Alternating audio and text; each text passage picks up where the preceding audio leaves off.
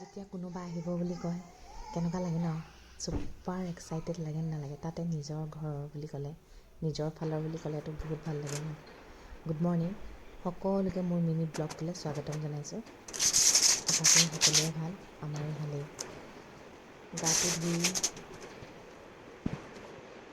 তাৰপিছত গৰম পানী গিলাচ খাই লৈছোঁ। গৰম পানী গিলাচ খাই লৈ তাৰপিছত মানুহজনৰ পানী গিলাচ ঠিক কৰিছোঁ। আজি মনটো বহুত ভাল লাগি আছে, কিন্তু বহুত বেছি ভাল লগাবলৈ বিচৰা নাই। কিয় জানে, মই যি বিচাৰোঁ মানে ভগৱানে মোৰ আশাবোৰত চেঁচা পানী ঢালি দিয়ে যে, সেইটো কাৰণে ভয়ো লাগে।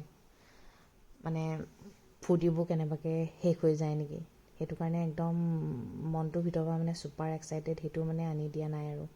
তাৰপিছত পানী গিলাচ ৰেডি কৰিছোঁ, নহ'লে মানুহজনে ভাবিব পাৰে নহয় আজি তাই একদম ক'ব নোৱাৰা হৈ আছে বুলি। এইফালে ৰুম পূৰা ঠিক কৰা হৈছে। আৰিয়াৰ চাইকেলকেইখন ওপৰলৈ দি দিয়া হ'ল দেই, নহ'লে ৰুমটো বৰ সৰু হৈ যায়। তাৰপিছত ৰুমটো আকৌ এবাৰ দেখাই দিছোঁ। সদায় ঠিক কৰা হয়, কিন্তু কোনোবা আহিব বুলি ক'লে এনেও অকণমান এক্সাইটেডটো বেছি হয়। তাৰপিছত নিজৰ ৰুমটো ঠিক কৰি লৈছোঁ।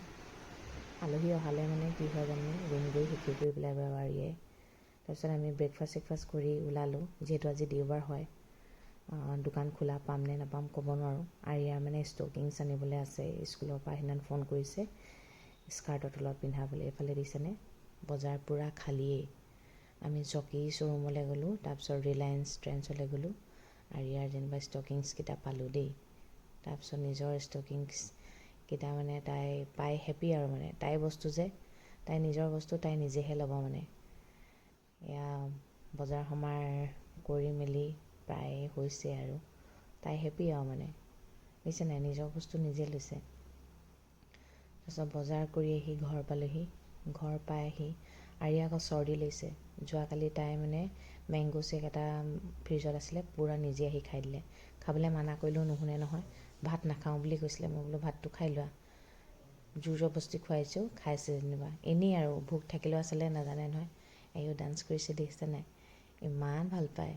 তাৰপিছত আকৌ ভাতটো খুৱাই লৈ বোলো, দিনতে হোমৱৰ্ক আছিলে নহয়, হোমৱৰ্কখিনি খুৱাই লওঁ বোলো। ৰাতিলৈ আকৌ আলহী পোৱাৰ লগে লগে তাইতো ছুপাৰ এক্সাইটেড হৈ যায়, মোতকৈ বেছি এক্সাইটেড হৈ যায়। সেইটো কাৰণে বোলো ৰাতিলৈ খেলিব লাগিব, সেইটো কাৰণে এতিয়াই কৰি লোৱা। তাৰপিছত হোমৱৰ্কখিনি কৰিছে দেই, মাজে মাজে নোৱাৰোঁ বুলি কৈছে। মই মানে নোৱাৰোঁ, নকৰোঁ, এইকেইটা ৱৰ্ড মোক ক'বলৈ মানা কৰিছোঁ, ভয়ো কৰে মোলৈ।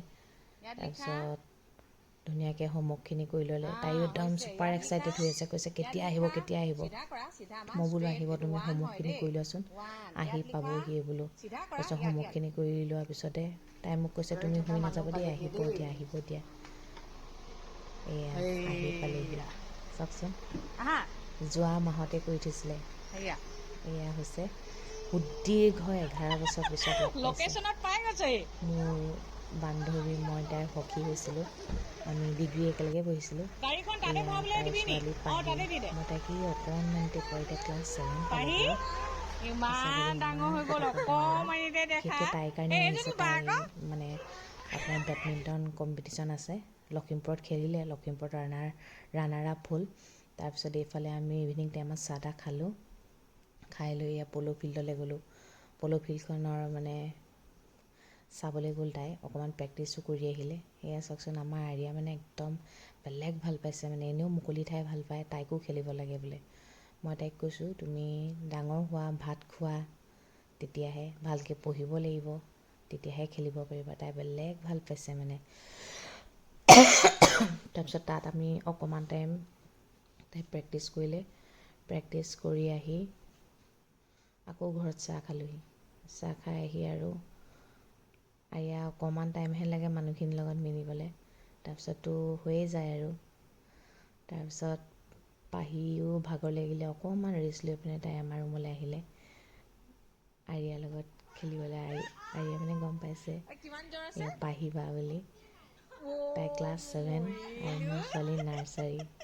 এয়া ডক্টৰ চেট উলিয়াই পূৰা চেক কৰি আছে, তাই বোলে 89 জ্বৰ হৈ আছে, ডিগ্ৰী। তাৰপিছত এইফালে মই চাবলৈ আহিলোঁ, ৰিংকুৱে বোলো খানা কি কৰিছে, ইফালে মাটন বনাই আছে। ইফালে আমাৰ ৰিংকুৱে মাটন বনাই আছে দেই। 10টামান বজাত হৈ যায়, আমাৰ আৰিয়াও আকৌ শুব লাগিব নহয়। তাৰপিছত গোটেইকেইটা আমি 4জনী লগ খাইছোঁ, ভাল লাগে ন। সেই তেতিয়া কলেজত পঢ়া, এতিয়া আমাৰ ছোৱালী হৈ গ'ল। তাইৰ ছোৱালী ক্লাছ 7, মোৰ ছোৱালী নাৰ্চাৰী। সঁচাকৈ ফোনটোত কথা পাতি থাকোঁ কাৰণে মানে ওচৰত থকা আগতে লাগে, নহ'লে এয়া একদম খেলি আছে, তাৰপিছত ভাগৰ লাগিলে আৰু শুলে।